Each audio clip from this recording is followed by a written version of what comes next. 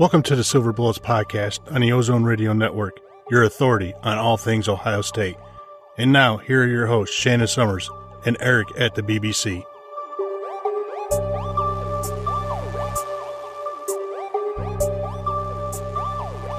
Buckeye Nation, welcome to another exciting episode of the Silver Bullets podcast on the Ozone Radio Network.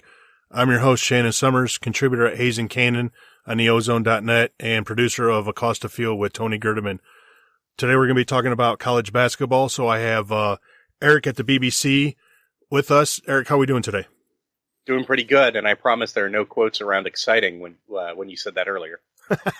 Well, it's always exciting when you can discuss a win, and especially a big come-from-behind win against Michigan, which was a really, really good sign for that team on Monday. But since we did our show last week, we had Wisconsin on Saturday before the Big Ten championship game, and the Badgers in basketball are not the Badgers of old. This is not your father's Badgers team. I mean, they are definitely down, and they're having some issues with their team. And then they come home to Columbus on Monday, and the first half they looked like they were getting run out of the shot, but they came back strong, and they looked really, really good, I thought, in the second half of that Michigan game. And Michigan blew a 20-point lead, and Ohio State is now 2-0 in Big Ten play. Yeah, sure enough. You know, last week's podcast, we're talking about how tough things look and you know, what kind of a rough season we're going to have. And a week later, look at the turnaround. Suddenly, everything's bright and cheery. I mean, granted, beating Wisconsin twice in a single day, plus tearing Michigan's heart out and eating it on the court, you know, you can't ask for more. That's a great way to start the Big Ten, even with Wisconsin being down. And that's a good week. That makes me warm and fuzzy inside, I have to admit. Definitely. When I was doing Tony Gerdeman's show today, which will be out on when you guys listen to this, and it's whatever it is. But when I was on with Tony Gerdeman on Acosta Field, we talked a little bit about basketball, and he totally forgot about the basketball games. And I could talk smack about him because he doesn't listen to our show. So, but, you know, we mentioned about, you know, just how it's funny that Michigan just blowing that 20-point lead, and it just, if don't look now, because guess who's in fourth place? Oh yeah, Ann Arbor. Thank you. Yeah, absolutely.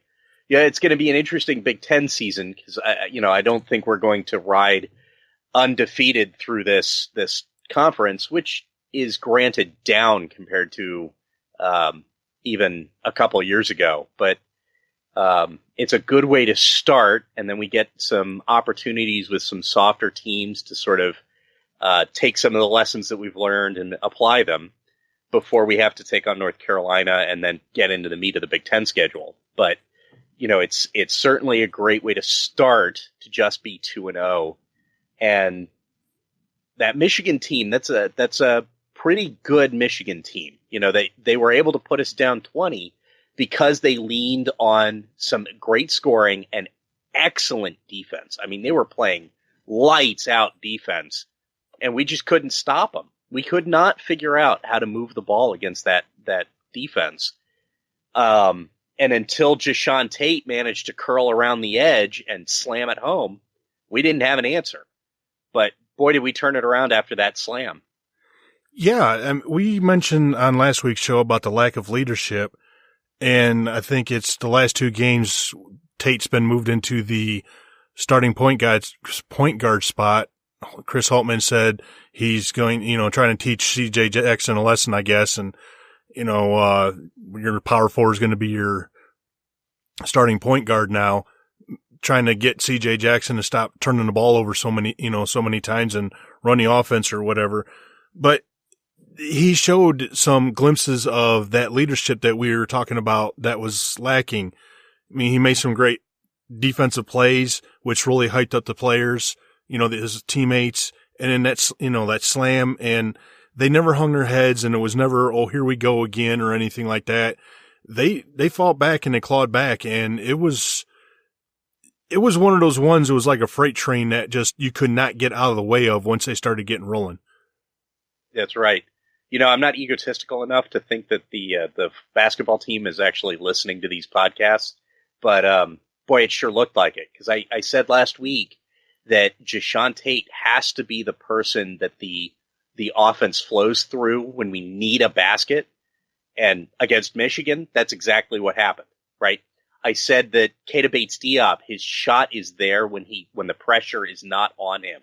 Against Wisconsin, that's exactly what we saw. The pressure wasn't on, and he's just dropping shots like they're nothing, right? But against Michigan, we get 20 points down, and Keita's nowhere to be seen until we start to get on a run and the pressure's off, and then his shot starts falling.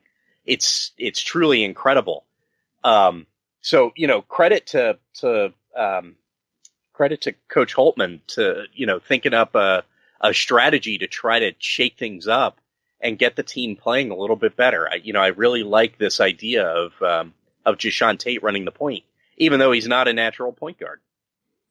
Yeah, it's a different look for the team, and it kind of confuses the other teams, I think, of trying to figure out how they're going to play Ohio State. I mean, when you're looking at the stats I'm not going real depth in stats here right now, but just like the Wisconsin game, I mean, they were shooting lights out for that Wisconsin game. 66%, I think, for the game, and 54% from behind the arc. And then they come home and it's, under 50% and, 36% for the three. So, I mean, it's a testament to how Tate helped lead them and help them stay focused. And maybe he is that leader that we're looking for. And he's saying, you know what? I do have to take this team on my shoulders. And, Chris Holtman and Scooney Penn and all them, they sat down and talked to him and said, hey, this has got to be your team. Yeah, I bet that's exactly what happened, and it's nice to see that Tate is possibly taking on the reins of that. So against Wisconsin, Tate and Bates-Diop combined for 14 of 17 shooting, for something to the tune of 33 points, which is exactly what we needed to see from them. But it really seemed like Tate was the one who was leading that effort. And you were absolutely right with the percentages on the shooting, but Ken Cole pointed out on Twitter, at Ken Cole1 is his Twitter handle, commented that at one point in the game, the Buckeyes were shooting 78% in all phases, free throws, three-pointers, and on the floor. I've never seen a team late in the second half shooting 78% from the three, let alone 78% from all phases. It's just, that was an incredible shooting night. I don't know that we're going to see that again this year, but man, it was sure nice to have it at the Kohl Center and give them the worst loss they've ever suffered at the Kohl Center, right? We beat them by 25. Their previous worst was a 17-point loss to Michigan State in 2000, which was, I believe, to the Michigan State national championship team. Yeah, it was definitely great to see. And like you said, I mean, it was kind of weird, Ken Cole and Cole Stadium. And you got to drive some lines in there to have some fun. I mean, we'll be talking about Ken here in a little bit later too. But yeah, I'm definitely impressed with the rebound that this team had. And maybe it's because when they came home, they're getting some practice time before they played Wisconsin, went out to Wisconsin to play them and come back home to Michigan. We were talking about last week's show how they're lacking practice time and trying to get together. And I mean, this team, they haven't played much together, especially with this coaching staff. So I definitely love the direction that they're going, and we're going to have highs and we're going to have lows. And when you see somebody like, Bates-Diop, he's been a force, and Weston's been really, a force playing. And even Kyle Young in that Michigan game, he had some really good plays. So, I mean, you've got the young talent there and everything, and I'm really liking it. Yeah, Kyle Young, you mentioned, we definitely should give him a shout out for his defensive effort against Michigan, right? He came in later in the game and he put up a show in just stopping them left and right, pulling down rebounds. he made himself known on the court, and that was nice to see from such a young player. Yeah, and I know on like certain groups and stuff like that from Facebook, when you see Michigan fans talking about, oh, look how bad Ohio State is, we're going to throttle this trash team. But then all of a sudden, Ohio State just, like you said, just came roaring back. And it was from the play of, Cam Williams had good plays. Musa Jallah had great plays. Kyle Young, you can name a whole bunch of things, and it's just, these guys just kept going. And a lot of people were saying how, Michigan just let off the gas, which, in all honesty, that's kind of a slap in the face to me for the Buckeyes, because the Buckeyes are the ones that they seemed to make the right adjustments and came out after halftime, and they instilled their game, and they took it to Michigan. Michigan even tried going to from a man defense to a zone defense, and it still wasn't really phasing Ohio State. They were still getting to the basket, and they were still moving the ball around. When was the last time a zone defense failed to phase the Buckeyes? Yeah. That was Mata's big problem, is he never could quite get the team to understand how to attack a zone defense. But you're right, the Michigan fans saying that their team slacked off, no, I don't think that's true. It's definitely, the Buckeyes started to build some momentum off that slam. Then they got the 3-pointer coupled with the perfectly legitimate foul under the basket while the shot was in the air, which went for a 1-and-1. Sorry, Michigan fans, that was not a bad call. Gave us 7 quick points. We went into the locker room on a 7-0 run, and then we came out and just continued to pour on the effort. And it was effort basketball. It was energy, right? Up and down the court, trying to get defensive stops, getting fast breaks, moving the basketball. This team does a heck of a lot better when they're moving the ball and trying to get the defense out of shape, out of its comfort zone, especially on the fast break, right? Even when we're not on the fast break, if we've had a few fast break runs, we do better in the half court offense after that, because there's more confidence on the team. I think, they sometimes use the phrase that the net seems wider at certain times, like, you're throwing the ball into the ocean kind of thing. You see a little bit of that in this team. Once they start getting a little bit of confidence, the net seems to be wider for them. Yeah, and nobody's afraid to take shots, but at the same time, it seems like they are really buying into the team atmosphere, moving the ball around and not just heave-ho in a shot when nobody's underneath the rim. Let me look at the stats here. I don't have them in front of me, but as far as the rebounding against Michigan, that was one of the biggest things, to where Michigan was just struggling big time, and Ohio State was just out-rebounding them on the defense and the offensive glass. Yeah, they absolutely were. But going back to your point about the shooting, this team is a lot better about looking for the open man, doing the quote-unquote the extra pass. That phrase kind of annoys me, because it's not an extra pass. It's the pass that you need to get the open shot, right? I know why they say it, because it's a pass beyond what a crappy defense or a crappy offense will do. They'll usually just jack a shot up there. But, it's distributed, right? There isn't just one scorer. There isn't just two scorers. It seems like a whole plethora of players could potentially score, right? You can have Keita Bates-Diop scoring. You can have Tate scoring. CJ Jackson could score. Cam Williams could have a hot night and put it in the hoop. Musa Jallah has shown the ability to score. He's even been able to hit a few 3-pointers, even though that's technically not his game. Caleb Wesson has dropped a 3-pointer or two, which really stretches out the defense quite a bit.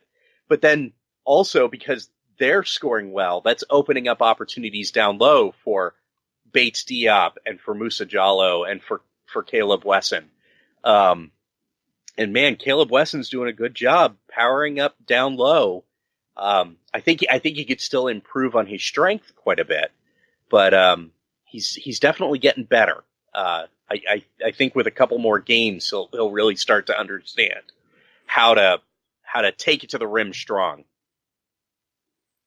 Yeah, and it's kind of funny when you sit here and look at the stats afterwards that actually the rebounding was a lot closer than what it looked like actually was happening in the game.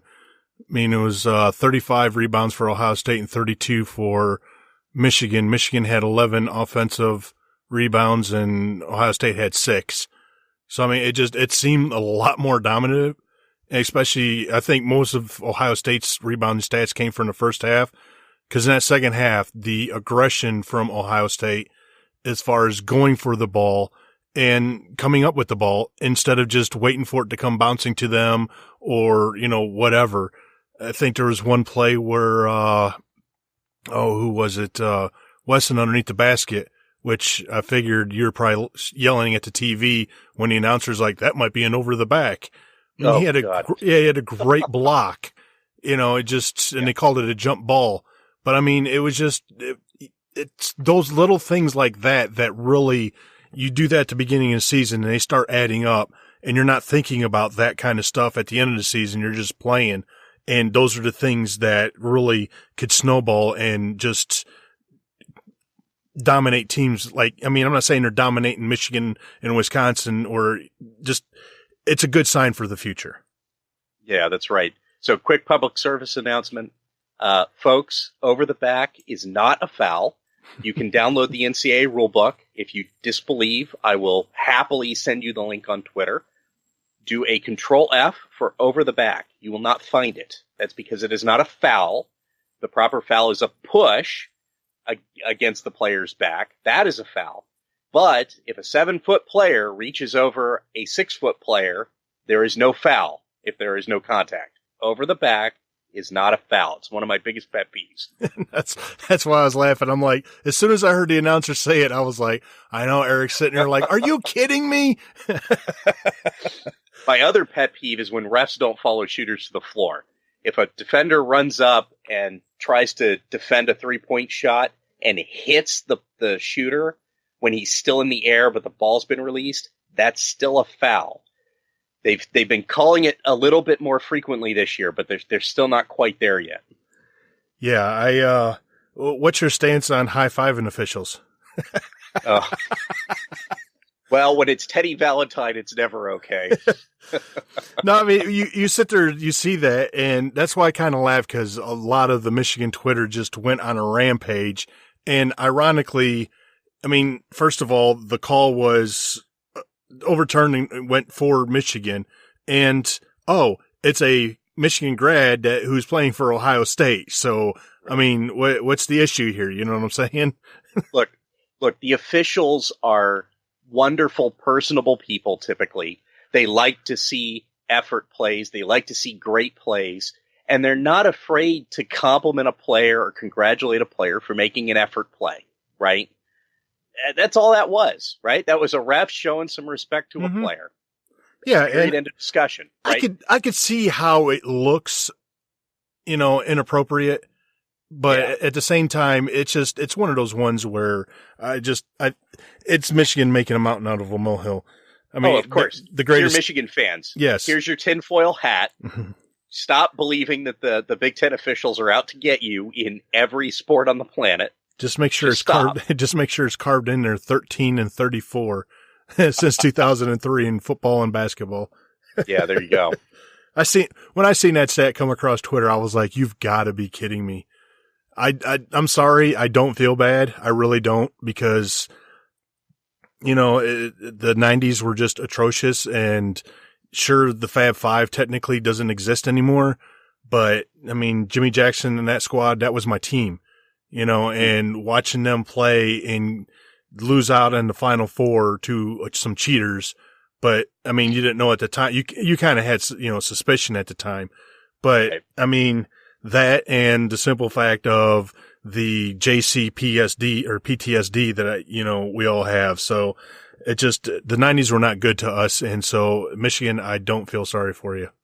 Yeah, no, I'll never feel sorry for them. You still deserve the payback that you're getting for the 90s, so enjoy it. And I will certainly enjoy it for as long as it lasts. Yes. So, as long as there are sad Panda Michigan fans, I'm going to be a happy camper. Yeah, I don't care if they're sad pandas, just as long as they're sad. All right, looking forward here. Let's see, we got where'd I go here? We've got William and Mary coming up on Saturday. Yeah, William and Mary on Saturday, which was a 12 p.m. game on BTN. Mm-hmm. Yes, so we don't have to worry about BTN Plus. Are you sure that's not? That might be on BTN Plus. Yeah, you're right. It says BTN Plus. It's kind of hard. I got it on the smaller screen, so it's my fault. The following game, which on is BTN. A week later, Appalachian State. Appalachian State on the Big Ten Network. Then 3 days later, we get the Citadel, which I don't have a listing here for what channel it's on, so that might also be. It looks like it's on BTN. Yes, it's on regular BTN. The Citadel. Oh, it's on BTN. Okay, great. And then that follows up on December 23rd, 2 days before Christmas. We get an early Christmas present. Yes, against North Carolina on a neutral court. I'm very interested in this game. I'm not sitting here thinking to myself, unrealistically that, hey, Ohio State has a chance to actually win this game. But it's basketball, and they actually do. They're not that bad, you know what I'm saying? And I want to see how competitive they are against North Carolina. That's my measuring stick right now, especially in December. They just got done playing, I think it was 6 games in 12 days. So, I mean, now you're getting your break, and I think they're doing finals now, or finals just got over. You got the holidays coming up. So it's going to be a little bit more relaxed before you turn that calendar over in January, and boom, you're full go into Big Ten play. Yeah, right. Yeah. So I think next week is finals week for them, maybe the week after. But, so what I'm really interested in is comparing how they fare against North Carolina against how they fared against Gonzaga. Not necessarily because Gonzaga and North Carolina are similar teams, but simply because they are top-notch basketball programs. And how does this team behave now that they've maybe sort of learned how to play a tough game and how to tough out a win? Maybe they can translate that into putting in the effort for 40 straight minutes without a 11-minute letdown of no points against a North Carolina team. Win or lose, maybe we'll see that true 40 minutes of pure effort that we've been waiting to see from the team. Yeah, definitely. I mean, I'm not looking, the biggest thing I'm looking for is growth from the team. If things don't start going right and because every team goes on runs. So if North Carolina goes on to a huge run or something like that, how do they respond? Does the clamshell up of Gonzaga just, we can't do anything, and like you said, the 11 minutes of not scoring, and it's just that help hazard or whatever you want to call it, that just we're going through the motions type deal? Or is it the grind it out, we're a scrappy little group of kids, we let guard play, and you might mop the floor with us, but we're going to give you everything we have, and by the end of the day, you're going to sit there and say, you know what, this team's pretty good, and wow, it was only like, a 5-10 point game that we won by, and it feels like it was like 1 point or something. Right. Yeah, it'll be interesting to see. I haven't watched a lot of North Carolina's games. The only score I've even seen from them is midway in their game against Michigan in the ACC Big Ten Challenge. They were just whooping the crap out of the Wolverines. That had me sweating bullets a little bit. So Michigan managed to make a little bit of a comeback. They still lost by, I don't remember, 13 or 16 points, somewhere in there. But it'll be interesting to see how this Buckeyes team responds to such a tough opponent.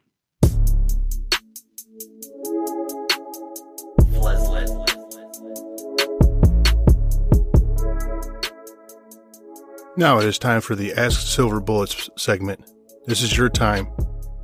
to be a part of the show.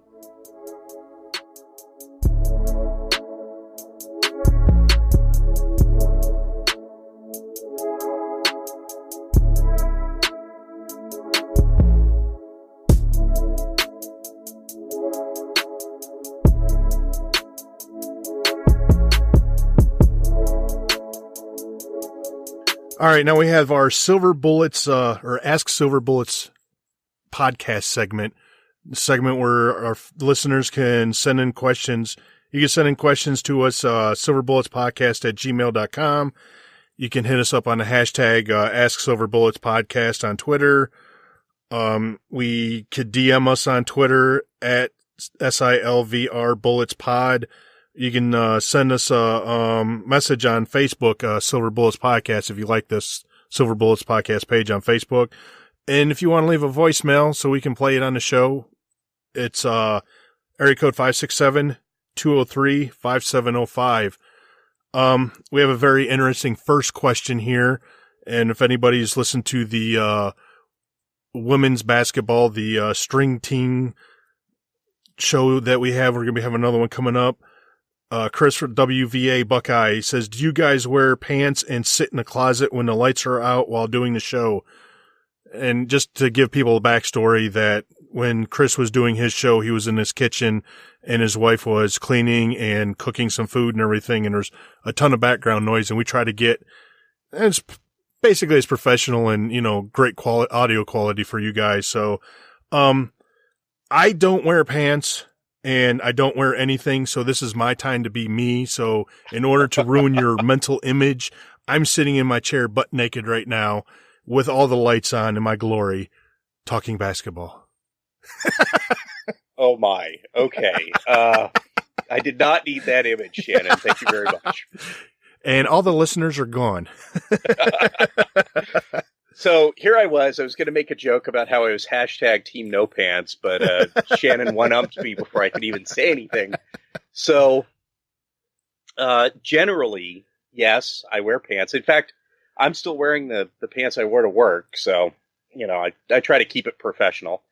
Sitting in a closet, it's actually not a bad statement for this. So I usually sit in my fourth bedroom, which is a storage room in my house. So it's where my gaming computer resides. So yeah, it's definitely pants, and actually, yes, a closet. Yeah, in all actuality, I've put out a couple pictures of my little studio here that I've kind of built, and it basically is the closet in my master bedroom. And I have, blankets and stuff like that to help keep out excess noise and just to keep the sound quality as best as possible. And it gets hot in here, so I just wear shorts and a t-shirt. I'm actually not naked, so that'd be just wrong on so many different levels. But yeah, like I said, we definitely want to try to strive for the best audio that we can put out, because who wants to listen to crappy audio shows? Shannon, the annoying. World says, quiet, thank you, and blesses your shorts. Yeah, I have to blame my, my audio quality for, just my Nazism as far as background noise and getting me upset to, our good friend Joe Dexter, which if anybody knows and remembers, you started off the Buckeye Battle Cry and Joe went and took it over, and I learned stuff from Joe. So it's kind of like a big rotation, or, everything come together. It's kind of cool. Yeah. Big circle. Yeah. Joe, comes from actual honest goodness radio. So, yes. Keeping things quiet was always a big thing for him. Yeah, he taught me a lot about radio too, even though I was the one leading on the Buckeye Battle Cry Radio Hour is what we called it. He still had lots of input on how that was supposed to be run. So we love Joe immensely. Yes, we do. I actually love everybody that worked over at the BBC, even though I was over at the Men in Scarlet and Gray. So it's just kind of funny how that whole fraternity and everything grew together, and it was a lot of fun. So speaking of former Buckeye Battle Cry personnel, let's go ahead and go with your question. Yeah, so Ken Cole, who we already mentioned in the podcast, you can reach him at KenCole1, ask the following question. Is Jashawn Tate the men's basketball equivalent to JT Barrett? And that's actually a very interesting question, especially since we've been talking so much about leadership in the men's basketball team. You know, we've seen recently some of the videos of JT Barrett being an impassioned leader in the locker room, screaming at the top of his lungs and just generally being a very amped up player, which you normally don't see on the sidelines. He's usually very, very level headed, which is also great to see from a leadership perspective. But you know, we've been trying to figure out, is leadership something that this team has? And I think Jashawn Tate is possible to be the equivalent of JT Barrett. I think he has the capability, but he needs to grow into it. He's not there yet. Granted, we don't see a lot of what goes on in the locker room except the post games when they're jumping around and having a great time. After that was awesome. Yeah, that was fantastic. You know, I love seeing when they're that excited about things. You know, we haven't seen, you know, any halftime locker room speeches or pregame locker room speeches or any you know, impassioned discussions on the sidelines or anything like that. So it's hard to say if he's yet the equivalent of JT Barrett, but I definitely think it's possible, and we might actually even see it later this season. Yeah, I think there's a certain amount of JT in him, and especially get hurt, come out and just keep fighting through it. He's growing into that leadership role. I agree with you. I don't think he's there yet. And it's not for lack of trying or anything like that. He's just growing into it and really understanding with a young team that this is going to be basically his team, him and Bates Diop. So, I mean, he's closer to a JT than he is a Mark Loving by far. Oh, yeah, absolutely. You know, Mark Loving had all the talent in the world, but because he never took on a leadership role, that talent was, I don't want to say it was wasted, but it was wasted. Oh, okay. If you want to say it was wasted, so be it. You know, I don't want to undermine the show host's narrative or anything. You know, so you could tell, you know, he could play the game and he was really good at it, but because he never helped to form a cohesive unit as a team, that it was almost addition by subtraction, right? There's a as one of my managers calls it, a force multiplier in some cases. You know, if you have a really great leader, it can be a force multiplier, not only for his own talent, but the talent of those around him. And JT Barrett brings that out, as much as some people dislike JT Barrett, which I haven't yet understood. Jashawn Tate has the potential to be a force multiplier, not only for his own talent, but for everybody else. And we're seeing it a little bit with Keita Bates-Diop. Yeah, I'm loving this team. We said last show that get out to the shot, support the team against Michigan. And when you hear Cam Williams afterwards saying that that's the loudest he's heard the stadium since he's been here, and this is year number 3, A, job well done, Buckeye fans, and B, let's keep that going. Yeah. Boy, let's make it as loud as it possibly can be, especially on January 7th. Number 3 Michigan State's going to be rolling into town. You know, let's make them feel like it's 5 years ago again. Yeah, right? Make some noise. I mean, you never know what could happen, and you definitely see that Sparty is the class of the Big Ten right now, but they do have some issues where they seem like they can go lackadaisical. I mean, heck, they went into Rutgers tied at halftime. They pulled it out, but you know, so it's one of those ones to where they got to get their focus and everything, but you never know. You can get a big win like that and where that could take you, especially when you play Maryland right afterwards. Yeah, those are going to be 2 tough games.